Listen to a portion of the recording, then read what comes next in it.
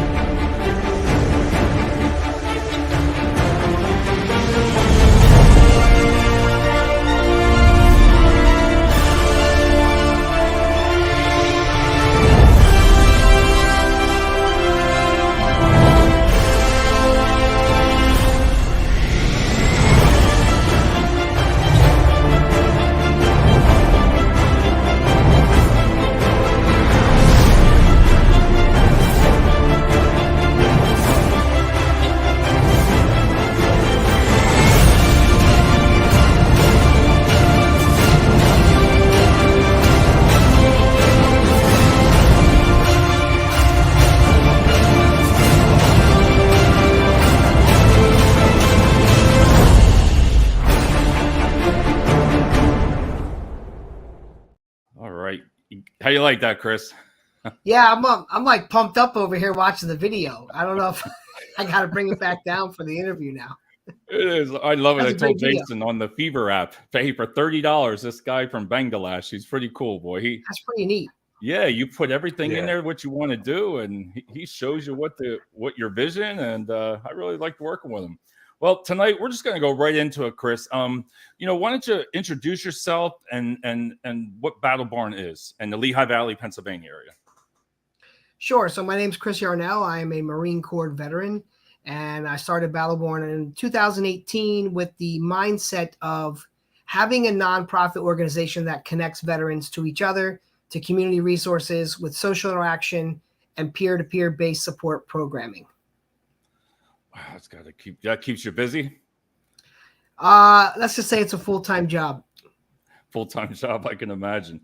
Chris, I'm going to ask you a question. I'm going to hand it over to Jason too. Is what was your drive and your passion while you started Battle Borne? I know how many years you spent in the military and your story. We'll get into that. But what was the passion and why did you start it? So I don't know how much time we have, but I'll do my best. It's sometimes when people ask me this question, I'm like, do you have a lot of time? Yep. But it developed over around a 10-year period. To be honest, I was somebody asked me to go out in 2013 to do some homeless camp outreach with some veteran groups and stuff. And I was like, why would I want to? I don't want to do that. I don't want to see people living like that. Well, right. I'll tell you, that day changed my life. I'll never forget it, because when I got out in those camps and I saw how people were living, it just re-sparked the purpose that I had in me when I was in the military. Sorry about the cats opening the door there. But anyway, it just sparked something, so going to the VA and being in groups with other veterans pre-pandemic, got involved volunteering with a couple nonprofit organizations in this area over time, just gathering resources, but watching all the while long, watching veterans come to specific organizations that did X, Y, and Z, right. But they needed other programs or other services. And I would hear, the common response to, well, we don't do that, and I know you guys probably know this all too well, but for the viewers' edification, veterans have a difficult time, and first responders, but veterans have a difficult time asking for help. And there's a really good chance if they get told no, they're not asking again. So this inside of me just kept saying, there needs to be, in the Marines, we have a liaison. So anything that you need, the liaison connects you to that resource, right? I just couldn't figure out why there wasn't a group that was willing to do this. And as I started to ask around, I was politely given the advice that it's too much, you won't make it, you'll spread yourself too thin. I don't know if you guys know anything about the way we're wired, but if you tell us we can't do something, we're going to do it. We're going to do it to show you. So to wrap that up is I decided to break the mold. Create an organization that was not just providing a service, but willing to, quote unquote, they say in the nonprofit realm, play in the sandbox. Right. No pun intended, as being a veteran, but we wanted to be a hub. We wanted to be the guy who knows a guy. So like, even if it's not something we can do for you, hey, we're going to take you to one of our multitude of partners that handle that. We're going to give you a warm handoff. We're not just going to say, sorry, we don't do that. We're going to say, hey, we don't do that, but let us connect you with these guys, and they can probably help with that. They're going to take it. Jason, you. Yeah, so Chris, amazing story, and again, a sense of purpose. Obviously, you joined the military for that sense of purpose, and now continuing on in your nonprofit with a sense of purpose thereafter. I applaud you. And again, I've had many people in my family, extended family, that have served, and I wasn't lucky to serve, but I'm in awe of what you've done and what you're continuing to do to help the help our nation's finest. What are some of the things that give a couple examples for the audience of some of the successes you've had with with your organization, and some of the things specifically, if you any examples of, some things, not without naming names, but some things that you've been able to help people with. Oh, sure. I'll start with this year. No, you know what? I'm going to start with one of the first things, because every time my wife is at work, and I'm glad, because if I tell this story, like, I'm getting choked up, but she can't. She will literally, you will watch her face, it waters. When we first started, let me just back up a second. Obviously we came out of the gate with raising our own funds. Not that we're patting ourselves on the back, but we didn't want to be a nonprofit that just said, hey, give us money so we can give it away. We wanted to have something to bring people in, nice, to make them feel a part of, hey, I'm willing to donate this $20, but I'm also going to get a really cool t-shirt. And I'm going to be a part of the mission, because I had no idea about branding. I had no idea about marketing. Yeah. People laugh when I tell them this story. I had nobody walking me through, like, you're creating a brand. That wasn't our mission. We just wanted to get out there. We wanted to be in the community. We were going in the homeless camps. We were helping feed the missions, the soup kitchens. We were volunteering wherever we could. Obviously, this is all pre-pandemic. When they still had the breakfasts at the local churches, our team would go and cook them and give them to the homeless folks coming in. We'd calculate how many veterans. The average out of every time we fed 100 people, like 12 to 14 were vets. So we were tracking these numbers, like, okay, how can we, how do we get to these guys? But anyway, with very little income in the beginning, we could provide small services. So there was a gentleman that was referred to us from Safe Harbor, Easton. He had been a Navy vet. He was a cook in the United States Navy. And when he came home, he had been a chef at a few prominent restaurants. While he fell in hard times, had a breakup with his significant other, ended up losing a job, and ended up in the Safe Harbor. It's not a rescue mission, but it's a shelter in Easton, Pennsylvania. Right. So our friends there, we do a lot of work with them, and they do a lot of work with us. They're great people. Because that's another thing. Battle Borne also supports local community organizations. We're not just like, oh, well, if you're not a veteran group or a veteran, we can't work with you. We work with anybody who can come together. So we get a call, and I meet the gentleman. I say, okay, hey, I can meet you tomorrow in downtown Easton. Meet me at Change on 3rd. It was a community center. He said, sure, no problem. So I show up. It's a Sunday, because they called us on Saturday and it was a Sunday. So my wife and I went down to Easton. We figured make a trip out of it, and we go down and we meet this gentleman. And guys, he had gotten a job while living in Safe Harbor in Easton, Pennsylvania. He had gotten a job in the TGI Fridays in Phillipsburg, New Jersey, up by the mall. Right. It's not a far distance. No. But bus wise is difficult, because you're not taking a Easton bus to Phillipsburg. Get over there. It's a little bit of a process. It's not a far distance, but to walk it, if you guys are familiar with the Easton Phillipsburg, I grew up there. That's not a walk you want to make. It's not over the bridge, up the highway hill, all the way. Yep. That's not a walk you want to do. It's like 10 miles about, right? It's about 10 miles. I would think between 5 and 10, but it's just the way you got to go to get there. It's insane. Like you'd be walking on the highway, or you'd go all the way down South Main Street to take you through Pohatcon, which would be insane. You'd be walking 5 more miles out of the way to avoid the highway. Yep. So bear with me. I know this is a little long. That's okay. So we found out he had gotten this job in the kitchen. But he walked to work the first day. The lady who hired him was there, and she looked down at his feet and she said, do you have no slip shoes? And he said, no, I don't. And you cannot work legally in any restaurant, in any kitchen without no slip shoes because for insurance purposes. Right. So she said, well, unfortunately you can't start today. You have to get a pair of no slip shoes. So he walked all the way back to the safe harbor, and that's when they called us, and we went down there. We met with him, and here's a guy living in safe harbor, and trying to get up on his feet. And they send him home, and now it's a Sunday, so we go down and we get the shoes. We go down, we pick him up, we meet him, we take him to Walmart. So my wife and I are hanging out with him. Great guy, listening to some of his stories when he was in the Navy. We vetted him. He was, we saw his DD-240. He was like a legitimate Navy veteran. Talked about different parts of the ships that he was on, different places that they were, where they traveled on his tours and deployments and stuff like that. And, we said, hey, well, while we're going here, you need anything else? You need like some jeans or you need some T-shirts to start? No. He would not accept anything. And we knew, David, that he needed more stuff.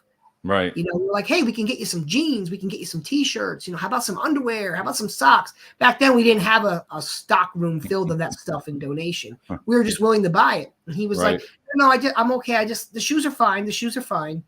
So, again, we didn't have much money in the account anyway. So I said to my wife, well, we need to eat lunch anyway. Why don't we take him to lunch? So I said, hey, we'll say his name was Robert. Okay, but that's not his real name. But I don't want to say his real name. So I say, hey, Robert, we're going to go to lunch anyway. Let us take you to lunch. No, it's okay. It's okay. I said, no, we have to eat anyway. Come on. So we went to lunch, but the shoes, guys, were $34.95. That's all the shoes cost. $34.95 for no slip dress style work shoes. Right. That's all he would let us buy him. He didn't have a phone. We got to lunch. He said, can I use your phone to call TGI Fridays? Said, sure. He calls. He asks for the lady who hired him. And the lady says, picks up the phone, she's gone and she's on vacation for the next 2 weeks. Now, this is how dedicated this young man was to get up on his feet. He said, but no, I just started. She let me start, but she said he's telling her the story, and she's like, I really don't know what to tell you. And he's like, well, look, I'm here with my friend who's like a mentor, and he like asks if I can speak to them. So I get on the phone, and I tell the lady the story. I said, look, this gentleman's trying to get on his feet. We're a nonprofit organization. We're advocating for him. Is there any way, can he come back up and start? She said as soon as he gets the shoes. So the woman found it in her heart to say, okay, let me call you back and get someone. Long story short, they let him come back the next day. So we don't hear from Robert for like a week or two. 2 weeks later, Robert calls me. Hey, I just wanted to tell you, guess what? I got a promotion already. They saw they saw how experienced I am, and they bumped me to like general meal prep up to like a Seuss. I don't get, if anybody's watching, please don't call me like what's his name? The guy that throws Chef Ramsey. Yeah. Ramsey. Don't Ramsey me. Yeah. I don't understand. I might have said the words wrong. I don't know if he got moved up from prep to like maybe a undercover, like under chef. I don't know. Right. So now he's 2 weeks promotion. Great. That's great news, man. That's great news. Anything we can. No, I'm doing good, man. I'm walking to work because he's walking to work. He's walking to work. Right. I love it. So about 3 weeks later from that, he calls us again. I got another promotion. Now he's got more hours and he's got a higher pay, and he's humbly relaying the message, but he's basically running the kitchen. Right. Wow. Okay. Nice. It's about 2 months later from the very first time we bought the shoes, calls me up and he says, and this is why my wife cries every time we tell this story. He calls me up and he says, I have enough money. I'm leaving Safe Harbor. I found an apartment. I'm going back out on my own. So guys, when I tell you, when people say, oh, I want to donate, but I feel like I gave $20, but I wish I had more. $34.95 changed a veteran's life completely. So you never know. It could be the smallest, absolute smallest thing when someone falls on a hard time. I mean, $34.95. What is that? That was it. You spend that if you go to McDonald's these days. I know, right? People spend that more on their beer tab at that TGI Fridays. Yeah, I don't think it's there anymore. No, it's gone. That's been gone. Yeah, that whole area, the mall is like white. Yeah, it's gone. It's just like a ghost town. I can imagine that really comes to you. I know when I told my wife I was having you on the show, she said, "Oh, I know them. I've seen them on 69 News. There was somebody that there was a veteran that had to have some kind of cancer treatment or something like that, and you just went right down there and picked them up. He didn't have transportation." And she was saying something on there she saw. Chris, we're doing that again tomorrow, as a matter of fact. Are you? Maybe we can get up to that part. We've increased our services based on the needs. One thing I really think and maybe I don't want to jump ahead of you guys. No. But one of the things we pride ourselves on is the thing that I really would love people to know about us is we constantly reroute the mission to the need. We're not this is what we do. If you look at our very beginnings from 2018 to now, every time we've been presented with a need based on, even like with the pandemic, if you look at our services now, the original 5-year game plan wasn't to have a Veterans Resource Center in a van to do transportation. Our mission was to get the veterans transition home, to be a second step upon leaving like shelters or coming out of programs, or even maybe if they got incarcerated. So where I'm going with this is when the pandemic hit, the VA shut down. There was no groups. All that. We increased our groups. There was no place for vets to go. I mean, let's face it, even restaurants were closed and bars were closed, and that necessarily wasn't a conducive place. You know, the younger vets don't flock to the Legions and the VFWs like the older guys did. Like they used to, yeah. I'm saying that we found that that's not always conducive for every demographic of veteran, you know. So we needed to figure out a place for them to go. And that's why we opened up the Veterans Resource Center. And that's awesome. With you being in the military and even myself and everything like that, and you, for your mission that you do, if you had to say one or two things, what do you think vets really need that they don't get? You know, like that you've seen in your experience, like maybe one or two things, like what is something you wish you could just say to somebody or the military, anybody, say, this is what our vets need? Because like you said, it's the $34 for shoes, but what do you see that they need? Mm-hmm. So $34, sorry, I shook my table. I get a little excited. $34 is us fixing the current situation, but like to touch on your point, you're hitting like something that I'm getting excited because I don't normally get to say this, but you're talking about the root. We could avoid this if we did a better job at this. Now, from the time that I got out, it has gotten remarkably better. I need to make sure I clearly say that the improvements on our military and our VA have gotten better. Are we as a society, not just veterans, as a community? Of course, we could always do better, but we're always talking about the largest healthcare system in the world. Right. I'm sorry, in the country. And for anybody to think that the VA could be perfect that's an insane thought, because my wife works at a major hospital and I have had some of the same run-ins there as I've had with the VA. But back to your question. When I got out, there was no outboard processing. Okay. So when you say, what do veterans need? If you think about this for a second, when you join boot camp in the military, you are a recruit. Right. You are spending 8 if you're in the Army. I think it's 6 if you're in the Air Force. I don't know, but 13 weeks in the Marine Corps. You're spending weeks upon weeks training to learn how to live military life. what is expected of you. Every decision is life or death. Everything you do, someone else depends on it. Like there's no, you're being trained. You're going through a basic training, but Marines call it boot camp, right? There's no training like that when you get out. So I think where we could pick up is I joined the military. I was 19. I just turned 19, right? If I can't tell you how many guys, Jason, I see guys that joined the military when they were 18 years. Kelsey, our veterans case manager, is still actively serving in the United States Army. She joined when she was 17 out of high school. She's now 27. She's a staff sergeant. Her whole adult life has been in the military. Now, she also works here. She's reserves. But imagine someone who joins the military. This will make sense in a second. 18, 17, 18 years old, maybe even 19. They spend a good portion of their adult life in the military. They don't understand adult life here. If that makes sense. They don't. It's a hard adaptation. It's hard to adapt back into this once you've been away from it. It's just like you don't walk into the Army and you're a soldier. There's training, right? And I think we've gotten better. There's more processing out now. But imagine if there was a 8-week processing out of here's what you can do. Here's how you go to the VA. There are so many people that get out and they're just lost. I know. They're lost. That was me. I know that. Yeah, me too. I didn't go to the VA for 15 years. I didn't even think I qualified for the VA. No one told me to go to the VA. My grandfather used to go there all the time. I mean, he used to just go there to again, for speaking.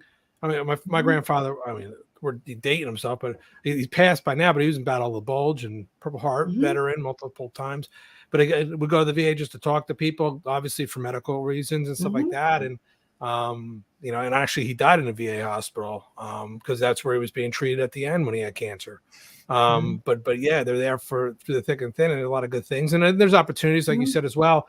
And you know what, my brother was a reservist, but he didn't go in until he was in his 30s. To your point, like at least he got that adult background of how to live life, how to have successes, and then go in his 30s because he wanted that. He had that desire to serve. For no other reason else. He didn't need the money or any grants or anything like that. He had the desire to serve and commit himself to the country and the greater good. But he had that experience of how to live life prior. So that way, again, when it was over, how to reincorporate. He had a really tough time, coming out because, he couldn't re-up his contract, to stay in. And that's a tough one I'm sure that weighs heavy on a lot of people coming out as well as what the decision to leave, right? Who they're leaving behind, not just the friendships, but, they're just they know that they're in there to get each other's back, like you said. And when they're not in the game and they're not a part of it anymore, they feel like they might have given up. So there's some on those others that are still in there. So there's a lot of, it's not just being reincorporated into civilian life. It's also what, the I hate to use the term, the PSTD, but it's really like, the friendships and that loss that they have of who they're leaving behind there. And then the loneliness of reincorporating themselves in. So I agree 100% with you, Chris. Yeah, you don't even realize how much of a key point you hit on right there, because the other thing I didn't get to, to try not to elaborate too much, but I'm 17 years old. I go into the military, right? I'm just giving you for instance. Now I eat, I sleep, I train with my unit 7 days a week, 365 days a year, holidays, nights, weekend. I live with these people. I get used to camaraderie and having a team. And you touched on this. Our world out here is not like that. No. Business is not, hey, there are teams in corporate and there are teams in business, and you guys know what I'm talking about. Not to that extent. But it's everybody's out. I'm out for myself. I got to get that promotion. I got to sell more stuff. I'm on commission. So they go from everybody's a unit, and my life depends on what you do, and your life depends on what I do. And then you come home and there's a sense of loss. You basically touched on it, but I can't tell you how many guys. And think about it. If you didn't play sports and you weren't really on a team, and that's your first experience with that, that's a huge devastation to return back to. Now I'm just supposed to get up and go to work every day, and I don't know the people I work with, and they don't have a care and concern for me like my brothers and my sister did when I was. Well, yeah, that is so true. I know what you're saying there. I feel that one too. I know what you're saying from there. Chris, what is some good ways? I know, you know, with this nonprofit, and you do a lot of volunteer work, and you have volunteers. I see on your website a lot of people. What can people do for you in Lehigh Valley? What can they do if they want to, you know, sign up? We're going to put all the contact information. But what are some things that they can do to help out? That's a great question. Thanks for asking that, because I probably would. I'm not really good at asking for two things. My wife always says I'm not good at asking for volunteers or help. Right. And I'm not good at asking for money. She's like, we're a charity. You would give all the shirts away if you could. I'm like, yeah. She's like, but that's how we make money. Stop doing that. Like, I'm not a good businessman. You don't want to hire me at the company, guys. I'll tell you that. Like, give it away. We're giving it away. Like, this must go and that must go. Give it away. But for clarification, our website, we don't do as much on the website as we do on the social media pages. Right. We have my good friend manages the site for us.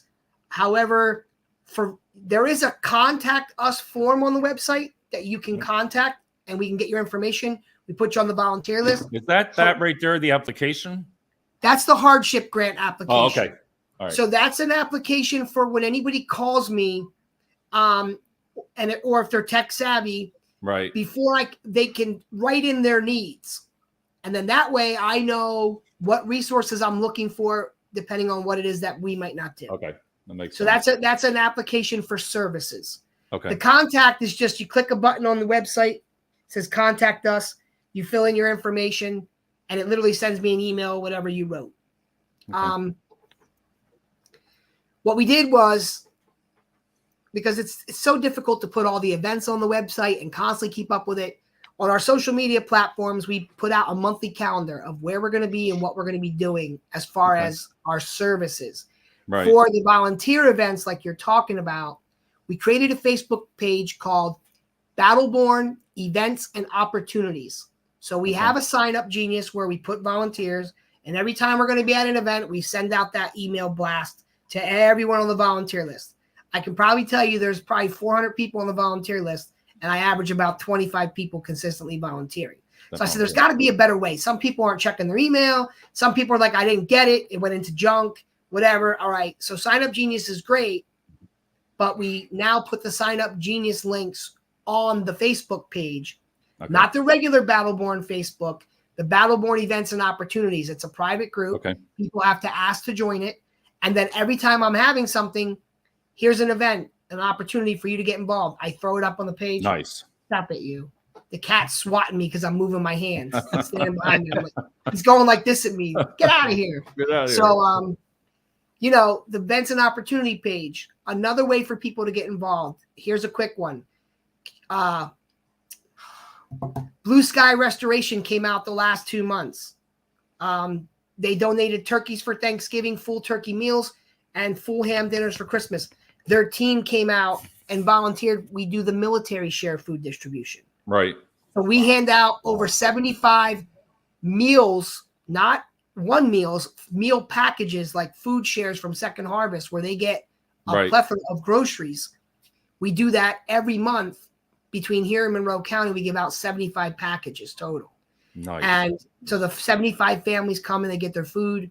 So we now have corporations like Blue Sky, like Country Meadows has come out. This month we have QVC in Bethlehem. Their team is coming out. So if you guys are listening and you're from a company, and some of these companies, you know, we've recently been informed, like, hey, our employees can go volunteer for at least a 4-hour shift and get paid as if they came to the company. Yeah, they get 8 hours. The staff mark, we always went over to the food place and we did 8 hours, a whole team. It was a lot of fun.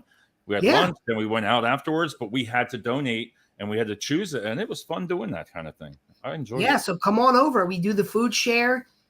4th Wednesday of every month, we hand out the food. I'm always looking for volunteers to come. Like So here's another little thing. One of our new board members, Hope Strom, she works for a IT company. She created a Google sheet.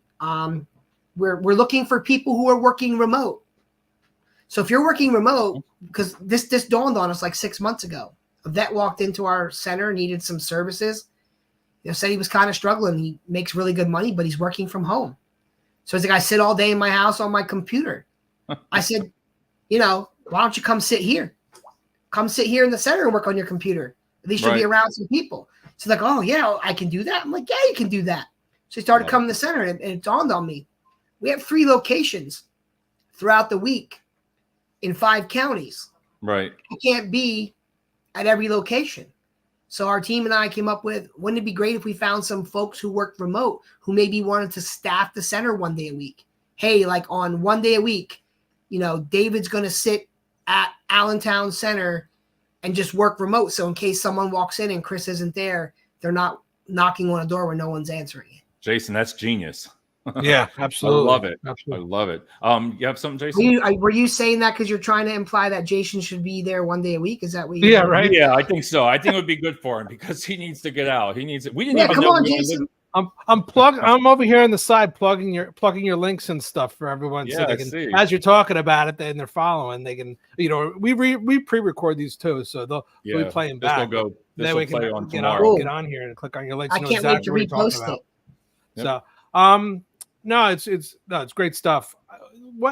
So is there things that you do beyond the Lehigh Valley area virtually that people can contribute? So because again, the audience here is, not everyone's in Lehigh Valley. So how do you reach that broader audience sometimes to either obviously donations, of course, and I think they can buy. And why don't you talk about like your clothing wear a little bit that they might be able to, that's available. So something like that. Yep.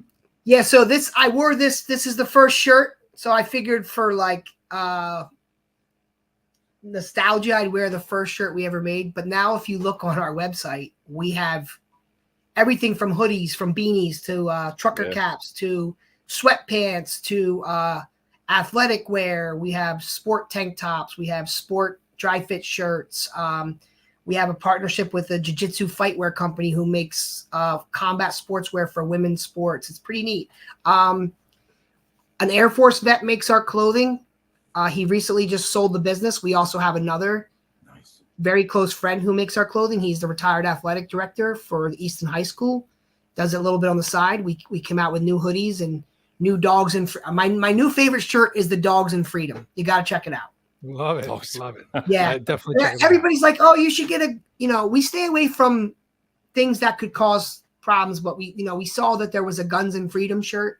Yeah. And of course, we thought that was pretty cool, but we know everybody likes dogs. We know not everybody likes guns. So we got the Dogs and Freedom shirts and we got the red shirts for Friday.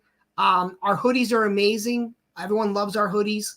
So that's a really good way to support. We ship it to you. But to go back to your question, Jason, it's really hard.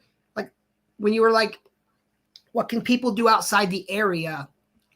As far as getting involved virtually to volunteer, that's difficult. But I want to say this. If they're outside the area and they're either veterans themselves or a family member of a veteran, they can attend our virtual groups. So out of our services, we have 7 holistic peer-based support programs that are free for veterans and their families. We provide my cat opens and closes my son's room, as you can see the neon lights. This is the only place in the house I can get, and they still come in here and drive me nuts. So out of the 7 programs, we have trauma-informed yoga. That's every week on a Wednesday night in person. We have veterans massage. We're implicating veterans Reiki now. Yeah, every massage is veterans yoga is trauma-informed yoga. It's for everyone, not just vets. Trauma-informed yoga, we're the only ones that do it. And it's every single Wednesday night at 5:30 in Easton, PA. We provide veteran for a massage, man. Yeah, we're only 25 minutes from there, Dave and I. Yeah, come on over for massage. I'll squeeze you guys in. We do allow team members to get massages if the veterans themselves don't sign up, because we have sometimes where veterans will sign up, but then they won't come, or they'll sign up and say, I can't make it. So since we already paid the massage therapist, we'll then allow team members and friends like you guys to go in there. All right. So we have the massage services. That is very huge for veterans that have a difficult time relaxing and who have stuff like PTSD. And a lot of them will never go to a massage, but because they know us, they know our massage therapists, know that the things that they deal with, they love it. They love it. And it's huge because a lot of times people think like, oh, if I just eat, the holistic approach is eating, exercise, spiritual, and some type of physical, and not all these guys are going to go to the gym and lift weights, but if we can get them moving, like with the yoga, if we can get them relaxed with some massage, we're about to start the Reiki. So we have those three right there. We have our veteran peer support groups, which take place every other Sunday. Those are hybrid. Nice. So that's something people can do nationally. Our family support group is hybrid. We have spouses zooming in from California. Our female veteran specific support group is hybrid. Wow. So female vets from all over can join in that group. That's once a month. The family group's once a month. And then we have a writing workshop with our partners at Women Veterans Empowered and Thriving. They do a writing workshop, and that is also hybrid. So we have all of those programs, and then you add in the food program and the transportation program. But there's basically like 7 peer-based support programs, but 4 of those, Jason, to answer your question, are national. Awesome. So all of our services are in the counties we live in, but then we are able to provide national services through the virtual groups. Yeah, that's just great. That's just like you said, you're flexible. You've had to adjust, as your mission has adjusted, you've adjusted with it, as the requests have. So I think that's awesome with a little bit of, in person versus hybrid. So I'm glad you got that out there, because I'm sure the audience is wondering, how can they be a part of it? Or to your point, if you're a veteran, how can you also be a part of it if you don't live in that area? So great. I think so. Some of those services that you're offering hybrid, is there like how are they led? Are you leading it as a member of your team, or is there a therapist that's there, or how do they, dig into it just a little bit? All right. So the veteran programming. So everyone that provides any type of service from us so when you talk about yoga, those yoga instructors are trauma certified. That's an additional certification besides being a yoga instructor. They went through hundreds of hours of class to get that, right? But when you're talking about our veteran programming, peer support, female veteran peer support, family group, and writing workshop, right? Those groups, because they're directly for veterans, those are other veterans facilitating that. Now, all of our facilitators go through our clinical team has developed a 1 hour and a half, give or take, peer facilitator support training program. Nice. All of my facilitators have a clinical degree or qualification that allows them to facilitate a group. But here's the thing, that's not necessary. So I'm a CPS, I'm probably the lowest certification of my team. My other team members are LSWs, MSWs, one's an LPC. Like these guys have a bunch of letters after their name. They spent years and years of college. I'm a certified peer support, right? Mm-hmm. I spent a couple months getting a training. I'm certified through the state. But when I'm in that group, Jason, I'm not a peer support specialist. I'm a veteran sitting with my peers. My hat comes off. Yep. My hat comes off. I'm not telling people what they should do. I'm not telling them what type of medications to take. People sometimes hear the word peer support and think, oh, I'm going to be talking to a professional. Again, our facilitators are professional, but they're not when they're in the group. Nice. And the peer facilitator, really their only job is to keep the flow of the group going, and make sure like we're following the guidelines that Battle Borne has implicated. Our guidelines are we don't give advice to people when it comes to medical concerns. If someone's in the group talking about, my doctor's got me on medication, and I've been in VA groups where other vets will be like, oh, throw that stuff I almost said the other word. They'll be like, throw that stuff in the garbage. That stuff's no good. And we can't do that. Like our facilitator's role, and thank God we've never had it happen. We've never had to ask anyone to leave our group. We've never had to do a mandate report. A mandate report, the facilitators need to know that they are mandate reporters, which means if Jason, David, and I are in a group and David's talking about he's really struggling and he's talking like he might do some things that are permanent. Right. He might hurt himself or somebody else. Then as the facilitator's role is to make sure, hey, David, are you venting? You know, are you just frustrated right now? Or do I need to be concerned? And if David's saying, nah, man, I'm done. I'm going home and it's over. Then my job as a facilitator for Battle Borne is I now have to be a mandate reporter. Right. I have to report that. But anything else that happens in group, it stays in group. It's guys getting together. It's girls getting together. It's guys and girls getting together, just supporting one another. It's not that deep. And the reason we do it that way is because a lot of vets don't want to go to the groups where there is a professional person and they feel like they're being diagnosed, you know, or they're going to say, hey, you know, I heard you share about your problem. Maybe you want to try medication. So if it ever does come up, because we've had it once or twice where we just gently remind the group, like if someone's talking about, you know, hey, I don't know, I don't want to take this medication, then it's my job as the facilitator to say, okay, hey, you know, I appreciate you sharing that with us, but we need to recommend that you talk to your medical provider because none of us here are doctors and we cannot give you advice about whether to take it or whether not to take it, you know, but we can, can we connect you with someone that can help? You know what I mean? That's the facility. It's not to be there like you should do this and you should do that and tell everybody what they should do. So it's very welcoming and people really enjoy it because it's that atmosphere. Yeah, I love that it's vet led, you know, peer led, vet led, whatever you want to call it. I love that it has that. Yeah. And I love that you encourage, or you say, I don't know if you say it mandated, but you make sure that everyone goes through that who's going to be that peer leader. They go through some sort of training in order to make sure that they're facilitating the group in a proper way. And again, in accordance with your principles as a Battle Borne. So that is mandated. To answer your question, if you're going to be a peer facilitator for our groups, then we schedule it, you know, you go through the training. I mean, you want to go through the training. You want to know what we expect because some people want to be a facilitator, but they've never done it. They've never done it. The peer training is just like, we literally can do it like we could do it right here, you know, but we do it in person.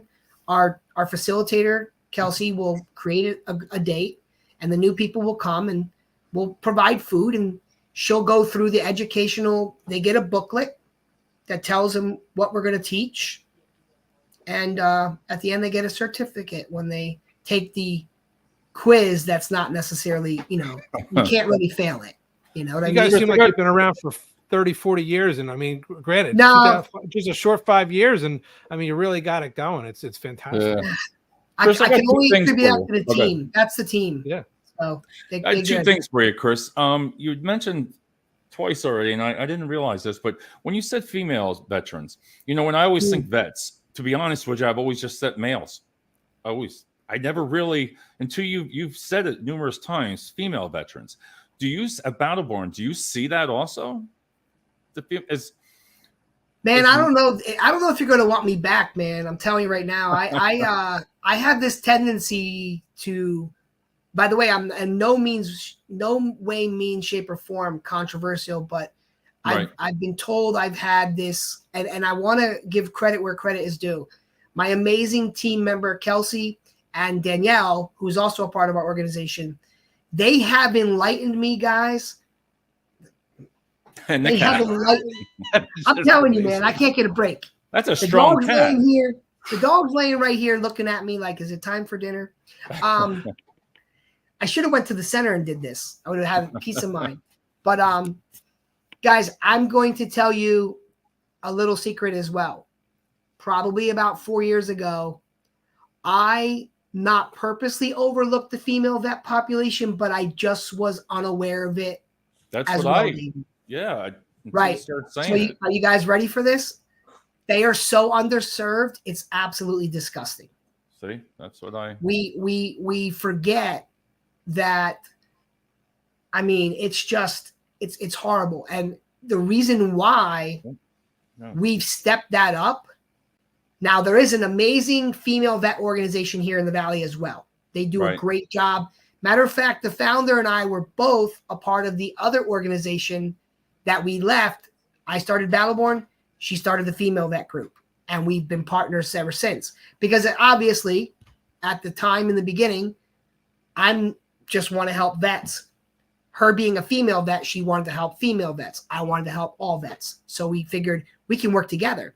When female vets come to me, I'll send them to you. When male vets come to you, you send them to me. It's a perfect partnership. Yeah. So then Kelsey joins my team, and Kelsey has been an amazing asset to our team like I cannot explain. She has educated me as a female current soldier in the United States Army who serves in mortuary affairs. She has educated me on all the things that she sees during active duty, and as well as the things she faces with female vets. It's eye-opening, and we don't have enough time to get into it, but that's why we created female veteran-specific services so that we can help in that area. That makes sense. I got one more. Jason, you want to bring in another thing? And then I got one more thing I wanted to... Well, I'll ask mine first here real quick, and then I'll let Jason... Jason always teaches. He's always telling me, Dave, tell stories. And it does, the stories are the way to go. But behind the scenes with you, I read some stuff on here about, a background of the military and tragedy. I want to know if you would touch bases on that. Like, with being what happened to you in the military, your story of getting out, and then what brought you to that point, if that makes sense. I don't know if the tragedy component is, my father was an Army veteran, and he was right before I went to the military, he took his life. Right. I still to this day almost say committed suicide. We've changed that language. We now talk about veterans that die by suicide because committed sounds like they've done something illegal or wrong. So my father died by suicide, like literally right before I left for the military. Right. And get out of here.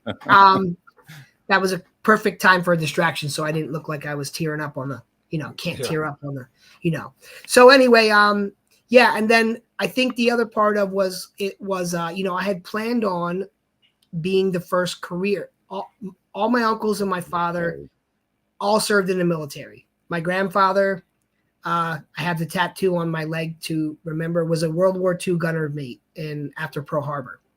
So he raised me and, talked about his time in World War II and, that kind of stuff. Are you still there, David? Because you froze for a second. Yeah. You guys. Yep, I'm here. Sorry. Yep. I see you, Jason, but it looks like I don't know if I'm frozen. Am I frozen?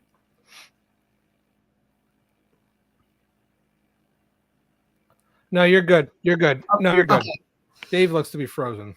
Dave is definitely frozen, but so the tragedy, I guess, was that, and then the thing that happened. That's why we got two of us. We just got to keep rolling it. All right, we're gonna keep rolling. Hopefully, Dave gets to hear this later. But basically, yeah. So, I'm into my service, and I get injured, and I end up being able to recuperate from that injury. But then the injury reoccurred again. So now the United States Navy, who is in charge of the Marine Corps, I get this doctor, and he pretty much tells me that he doesn't think that I'm going to be able to continue my service. And of course, I have a different idea because, I know better than the doctor. And I'm telling him, well, I don't really agree with your opinion. And he said, well, that's fine. You don't have to. He said, but then if you're not going to take the honorable discharge that we are offering you, we would need you to sign this paper. And I was like, okay, so, I'm a young guy. What's that paper? Well, that paper says that if you end up crippled, the United States Navy will not be responsible for you because already twice your knees have filled up with fluid and you have lost cartilage from the damage and the cellulitis, and your knees are not going to continue to be able to withstand this. So after some, a couple weeks of talking to my family and talking to spiritual advisors and not knowing what to do, I had a pregnant girlfriend at home. I'm a young guy. I got a pregnant girlfriend at home. She just happened to have a miscarriage. My grandparents who raised me are getting up in age and they're starting to have major health problems. And it starts to look like a good idea that I should probably go back home and take care of all these things. So I accept the discharge. And it weighed a lot on me. I mean, I didn't think about it then, but I think about it now. And, it might sound silly to some people, but when you have this goal and you're young and that goal doesn't happen and you don't have the life knowledge or the wisdom of being around long enough to figure out how to do something else, it pretty much, it took a toll on me. I ended up being depressed. I ended up going on medications, not because I just can't accept the fact that I didn't make it as a career Marine. It wasn't that. I didn't know what else to do. I'd only known how to be a Marine at that point. I didn't know how to do anything else. I had a couple high school jobs washing dishes at the local pubs, but I didn't know what I was going to do. So yeah, a lot of that stemmed from, what I do now is because I understand what it's like for guys who come back and feel like they're lost, Yeah. Yeah, like I mentioned about my brother, even like I said, he was only a reservist, but even still, I mean, he was out of Hackettstown. That's where he was stationed out of, in New Jersey, and just he was prepping guys to be deployed in Afghanistan, and unfortunately, he had to re-up a 2-year contract, but he at the time he had started a business. He had a pretty successful business, High Speed Daddy. Which again, military geared towards new fathers was his niche. And he newborn, and he had that choice he had to make, and he was torn. He didn't have a medical discharge, but he had that decision, he's leaving people behind. But I think the bigger thing is that, and I think Dave's coming back on there. The bigger thing is that, I think for people to understand is leaving the military isn't the end, right? I think that's the bigger story. Is there's other options out there, and I think that's exactly what you're doing right now. Is veterans helping veterans, and again, there's other opportunities to help those that are even because an active vet can help someone who's no longer active, and vice versa. And a vet who's been through it could talk to people that are still in it, and help out, So I think, I love the connection that you have. And we got Dave back now. Dave, you missed a great story. You're going to have to watch it on record now, Dave. I'm glad you kept going because we lost the power. Then it came back on, and it looks like, it's coming down. We're all going through a pretty nasty storm out there, and that's why I had to run over real fast. So. Yeah. Well, you made a good point. You made a good point, Jason. We do a lot of CIT trainings with the police, the crisis intervention trainings, so that they know who we are and what we do. We are fortunate enough that we work with the Pennsylvania National Guard. So we actually have guardsmen. See, here's another thing. Like David was talking, we forget about the female veterans, not purposely, but they kind of get overlooked. We don't think about guardsmen. And I know you said you're like 25 minutes away, and I think David's here in the Valley. Guys, I've been now, not for Battle Borne, just I've been to other parts of the country on vacation, visiting family, whatever. And we have a vet that zooms into our recovery from substance group that we run weekly. It's all virtual. And he's in Georgia. Oh, wow. And he went to a treatment center here in Wilkes-Barre, but where he lives in Georgia, there isn't a nonprofit organization within 100 miles from his home. Nothing. So where I want to tell you guys this, and for our viewers, trust me, if you don't want to trust me, go check it out. But the Lehigh Valley is so rich in resources. It's not even funny. I mean, we have you could throw a rock everywhere from my house and hit a nonprofit. You go to some other areas, they don't have it. I mean, that's why the National Guard and the Pingus and all that, we have those trainings where They want the National Guardsmen to ultimately move here. The work, the employment in the Valley, just in the area, not just like Allentown, but just the employment in this part of in the region where it's plentiful. I mean, there's so much to do here. You have the Iron Pigs, you have there's recreation. Like, we live in a very rich area, and I don't think a lot of people realize that. There's a lot. There's a lot to do here. Chris, my final question for you is, where do you see yourself, in the next, what do you envision for Battle Borne? To grow even more? Do you have like some goals that you're trying to reach? Like, you want to just, I don't know, there's so much that you do now. I'm thinking, what else can you do? Well, I'd like to get my head together, but my wife said that's never going to happen because since we've started, we've never been, I always think like, we've never kept up since we started. Right. And all my team reminds me of is that's how we know the need for us to be here. We just can't keep up. I always tell people the need outweighs the workers. Right. And it's discouraging sometimes.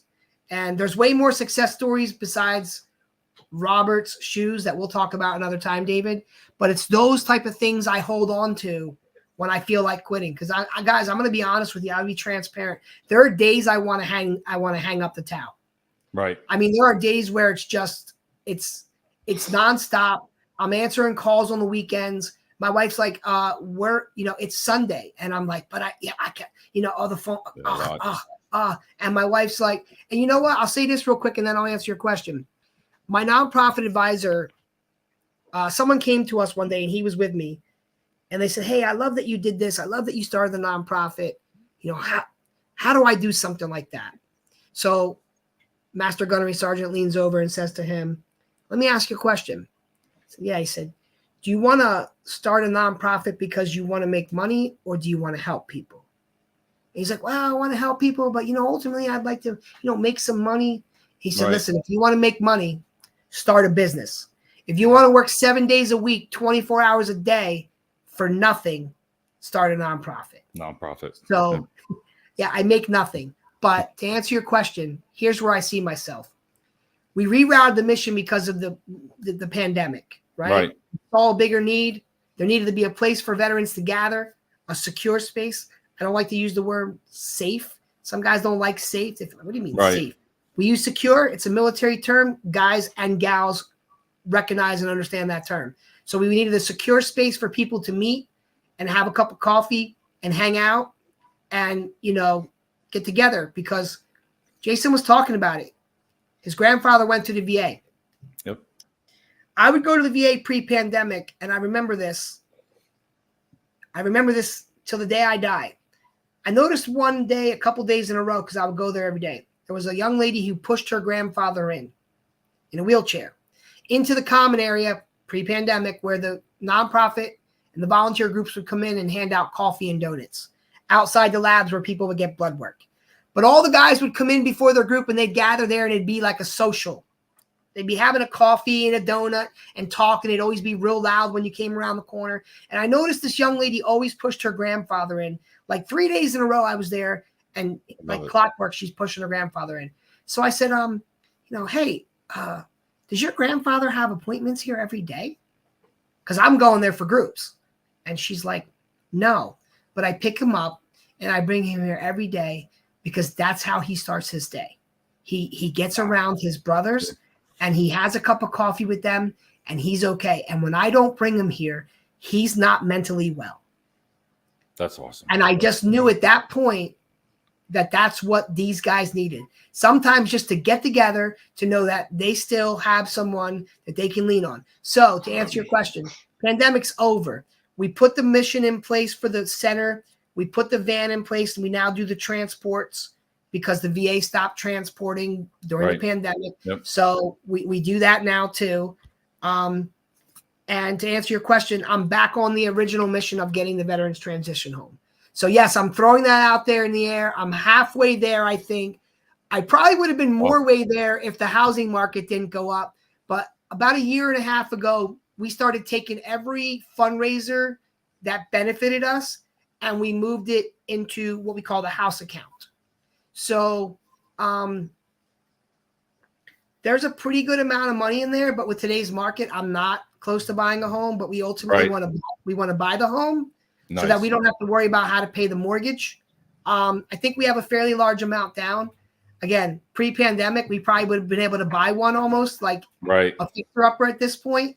But now we could probably just get the garage at this point. That's about it. Jason, we can buy the garage. Chris, what town? What you're looking obviously in Lehigh Valley? Is there a specific town that you're looking in for that home? So it's to be determined, because here's the thing: good point, very good point. A lot of people think, well, the centers are now in town, but we also have a center in Monroe. So I don't really. I'm going to look to where the biggest need is, because surprisingly, we're rich in the Valley. And you go right up to like Monroe County, and they're not as rich. Monroe County, there's big needs in Monroe. Guys, not just veterans. Do either of you know what county in Pennsylvania has the absolute highest suicide rate in the whole entire state? I didn't know either. You ready? Allegheny? Carbon.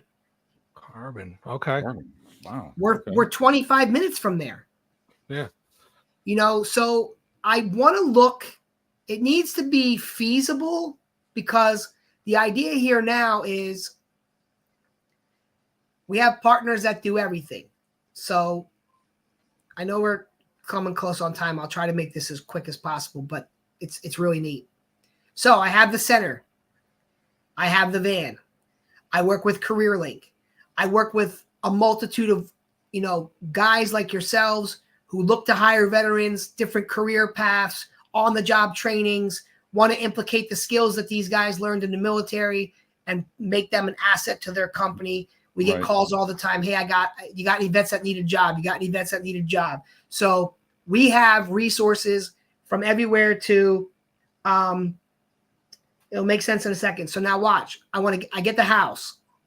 We find veterans that either maybe they're coming out of a temporary shelter housing situation, or maybe they fell on hard times and they become homeless, or maybe they lost their. Okay, so Dave was talking about the guy we just moved, the 70-year-old with prostate cancer. He was renting an apartment, him and his wife. And I know I went off the rail for a second, but this is huge. He's renting an apartment for him and his wife. In the beginning of August, his lease is up. The landlord comes to him and says, hey, I'm not renewing your lease, not because you're not a great tenant, but because my nephew needs a place to stay. So the 70-year-old man with Agent Orange prostate cancer says, I'm going to go into a hotel with his wife temporarily until they find something. 4 months later, living in a hotel, he has no money saved to get a first month down payment and security. Right. So he applies for a program through New Bethany, and they get him approved for their grant money to start in January. So he calls us in December and says, I got the grant money. I can pay my rent in January, but I had to sign the lease in December, but I don't have anyone to move me. My prostate cancer has spread to my bones. Ugh. So if you go on our Facebook about 3 weeks ago, I made it my mission to get this guy moved before Christmas. Right. Now, obviously, the new landlord can't get paid till the 1st when the grant money hits, but he started charging the veteran from the time he signed the lease. The veteran told him, I can't move in. So he said, I'm just going to ask you to give me $50 a day for that month of whatever, December 12th, whenever he signed it. Right. So we help with financial stuff, but we're on a limited budget for the year for that because we put so much money into our programs. Right. But we have people. So Kelsey applied for a grant through another nonprofit that we work with, got him the $900 to pay that rent for December. And 3 of my guys, love them. Patrick Seiler from Spectrum of Floors, who is a Iraq and Afghanistan combat vet, took his work truck and 2 of his employees and went over there to the storage unit on a Monday afternoon, the week before Christmas, packed up all his stuff and moved him into his new place. So awesome. Love it. I apologize for going off on that, but no, if I can find guys like him, right? Maybe not a guy who's married, somebody who fell on hard times, someone who's coming out of a treatment program, someone who got discharged and doesn't have anywhere to go and doesn't have any money, whatever the case may be. Now we have the home. We tie that to the center. The resources at the center, they can come, they can look for work on the computer. We get resume help. We get food assistance, hygiene assistance. We have second harvest food bank that will come in and teach them how to cook. Guys, that's nice. Don't any veterans come looking for me to punch me in my face. Okay. I'm too old and too good looking to go to jail. All right. So do you guys realize how many veterans I come across that have served maybe 20 years in the military? I can tell you right now, 5 on my hand that I know that have never cooked a meal. Right. They've been in the military. I mean, they lived off base and they knew how to, but they're not teaching. If you were, they're not saying, hey, come on in the back of the chow hall. Let me show you how to make these eggs. You know what I mean? Yep. So life skills. I respect what you do.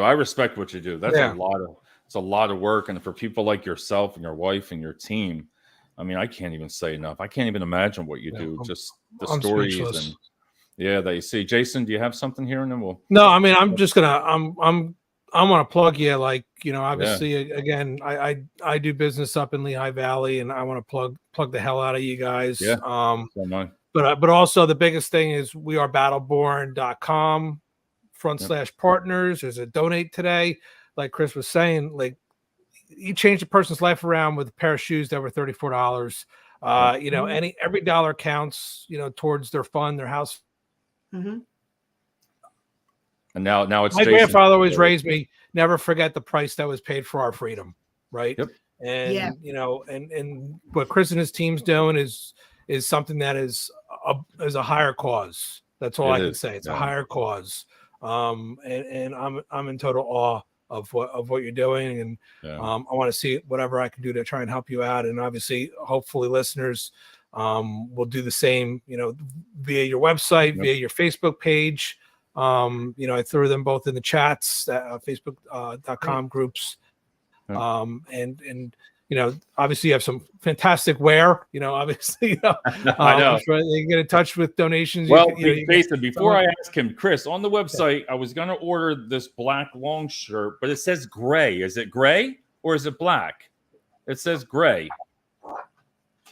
I wanted the black, and I was like, it says gray though. It says charcoal gray. Charcoal gray. It's black, but because it's all right. That's the most popular shirt, David. I'll tell you why. That's why I like it. It's a tri-blend, so it's so soft. It's ridiculous. That's what I'm going to get then. So the reason, because it's a tri-blend of material.